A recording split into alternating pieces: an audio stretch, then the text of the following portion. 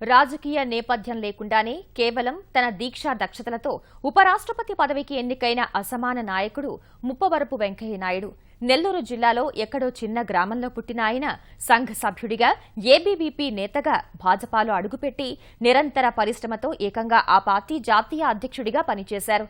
ఎమ్మెల్యేగా, ఎంపీగా, కేంద్ర మంత్రిగా ఎన్నో ఉన్నత పదవుల్ని అధిష్ఠించిన ఒదిగి ఉండే వ్యక్తిత్వంతో అజాత శత్రువుగా పేరు తెచ్చుకున్న వెంకయ్య ఇప్పుడు ఉపరాష్ట్రపతి పదవిని అలంకరించనున్నారు.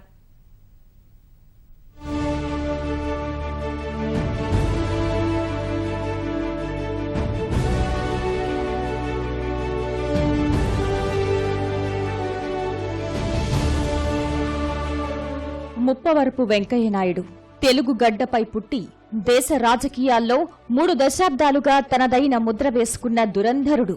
నెల్లూరు జిల్లాలోని చవటపాలెంలో 1949 జూలై 1న ఆయన జన్మించారు. చిన్నప్పటి నుంచి రాష్ట్రీయ స్వయం సేవక్ సంఘ్ కార్యకర్తగా ఉన్న ఆయన క్రమశిక్షణ, నైతిక విలువలతో కూడిన జీవితాన్ని అలవాటు చేసుకున్నారు. ఆంధ్ర విశ్వవిద్యాలయంలో న్యాయవాద విద్య అభ్యసించే సమయంలో 1973 నుంచి 1974 వరకు విద్యార్థి సంఘ నాయకుడిగా పనిచేశారు. 1977-80 మధ్య జనతా పార్టీ యువజన విభాగం ఏపీ అధ్యక్షుడిగా దేశంలో అత్యయిక స్థితికి వ్యతిరేకంగా పోరాడారు. జైలుకు వెళ్లారు. 1978లో జరిగిన సాధారణ ఎన్నికల్లో ఉదయగిరి నుంచి పోటీ చేసి అసెంబ్లీకి ఎన్నికయ్యారు.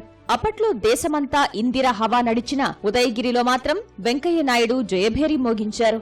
ఆ తర్వాత ఎన్టీఆర్ తెలుగుదేశం పార్టీ ఏర్పాటు చేసి 1983 ఎన్నికల్లో అత్యధిక సీట్లతో ముఖ్యమంత్రి పీఠాన్ని అధిష్ఠించినప్పుడు కూడా ఉదయగిరి నుంచి వెంకయ్య నాయుడు రెండోసారి ఎమ్మెల్యేగా గెలిచారు. 1980 నుంచి 1985 వరకు బీజేఎల్పీ నేతగా తన వాణిని వినిపించారు. ఏదైనా అంశంపై ఆయన ప్రభుత్వాన్ని నిలదీస్తే సమాధానం చెప్పడానికి మంత్రులకు సైతం ముచ్చెమటలు పట్టేవి. అప్పట్లో ఆంధ్రప్రదేశ్లో భాజపాకు వెంకయ్య నాయుడు పెద్ద దిక్కుగా మారారు. అనంతరం పార్టీలో జాతీయ స్థాయి పదవులు ఆయన్ని వెతుక్కుంటూ వచ్చాయి. 1996 నుంచి 2000 వరకు భాజపా జాతీయ ప్రధాన కార్యదర్శిగా పనిచేసిన ఆయన 1998 నుంచి 3 సార్లు కర్ణాటక నుంచి రాజ్యసభకు ఎన్నికయ్యారు. ఆ తర్వాత రాజస్థాన్ నుంచి రాజ్యసభకు ఎన్నికయ్యారు. 2000 సంవత్సరం సెప్టెంబర్ 30 నుంచి 2002 జూలై 1 వరకు వాజ్పేయి ప్రభుత్వంలో కేంద్ర గ్రామీణాభివృద్ధి శాఖ మంత్రిగా విధులు నిర్వహించారు. ప్రధానమంత్రి గ్రామ సడక్ యోజన అనే కార్యక్రమానికి కర్త, కర్మ, క్రియగా మారారు.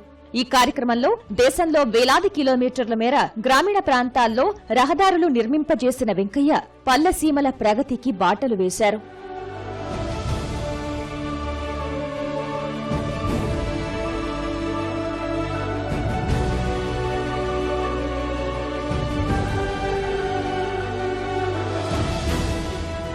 చిన్నతనంలో భాజపా అగ్రనేతలైన వాజ్పేయి, అడ్వాణీ ఆంధ్రప్రదేశ్ పర్యటనకు సంబంధించి గోడపత్రికలను అంటించిన వెంకయ్య నాయుడు 2002 జూలై 1న భాజపా జాతీయ అధ్యక్షుడిగా ఎన్నికై 2004 అక్టోబర్ 5 వరకు పార్టీ విస్తరణకు కృషి చేశారు. 2014లో ఆంధ్రప్రదేశ్ విభజన చట్టం పార్లమెంట్లో ప్రవేశపెట్టిన సమయంలో ప్రతిపక్షంలో ఉన్న ఆయన తెలుగువారి తరపున గట్టిగా గళం వినిపించారు.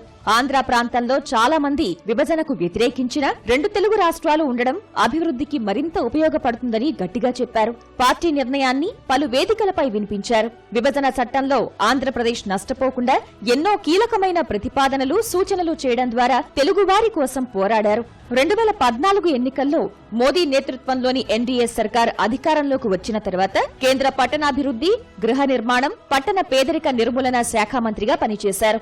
మోదీ ప్రతిష్టాత్మకంగా ప్రారంభించిన స్వచ్ఛ భారత్ కార్యక్రమాన్ని వెంకయ్య ముందుండి నడిపిస్తున్నారు. అలాగే అమృత్, ఆకర్షణీయ నగరాలు వంటి కార్యక్రమాలతో నగరాల రూపురేఖల్ని మార్చి ప్రజల జీవన ప్రమాణాల్ని పెంచడంలో కీలక పాత్ర పోషించారు. పట్టణాభివృద్ధి మంత్రిత్వ శాఖతో పాటు పార్లమెంటరీ వ్యవహారాల మంత్రిగా పనిచేసిన ఆయన పార్లమెంట్లో ప్రభుత్వ వాణిని బలంగా వినిపించారు. ప్రధాని మోదీని గట్టిగా సమర్థించిన ఆయన సభలో ప్రతిష్టంభన ఏర్పడినప్పుడు కాంగ్రెస్ అధినేత్రి సోనియా గాంధీతో నేరుగా సంప్రదింపులు జరిపి ప్రభుత్వానికి, విపక్షాలకు మధ్య వారధిగా వ్యవహరించారు. కేంద్ర సమాచార ప్రసార శాఖ బాధ్యతలు చేపట్టగానే ఆ శాఖకు జాతీయ విధానం రూపొందించాలని ఆదేశించారు. మోదీ పేరును మేకింగ్ ఆఫ్ డెవలప్డ్ ఇండియాగా అభివర్ణిస్తూ వెంకయ్య ఇచ్చిన నినాదం దేశవ్యాప్తంగా భాజపా శ్రేణుల్లో నాటుకుపోయింది. సంకల్పం, కష్టపడే తత్వం, సహనం, నేర్పు, అద్భుతమైన వాక్చాతుర్యంతో అంచెలంచెలుగా ఎదిగిన ఆయన పట్ల అన్ని పార్టీల నాయకులకు ఎంతో గౌరవభావం ఉంది. పార్టీలోనూ ప్రభుత్వంలోనూ తలలో నాలుకలా వ్యవహరించే వెంకయ్యనాయుడైతేనే సవాల్తో కూడుకున్న రాజ్యసభను సమర్థంగా నిర్వహించగలరని భావించిన భాజపా పెద్దలు ఆయనను ఉపరాష్ట్రపతి ఎన్నికల బరిలో నిలిపారు. ఎన్డీఏ ఉపరాష్ట్రపతి అభ్యర్థిగా ఎన్నికైన తర్వాత మద్దతు కోరుతూ అన్ని పార్టీల ఎంపీలకు లేఖలు రాసిన వెంకయ్య ఇప్పుడు ఎన్డీఏ కూటమిలోని పక్షాలు సహా అన్నాడీఎంకే, తెరాస, వైకాపాలు కూడా మద్దతివ్వడంతో భారీ మెజార్టీతో గెలుపొందారు.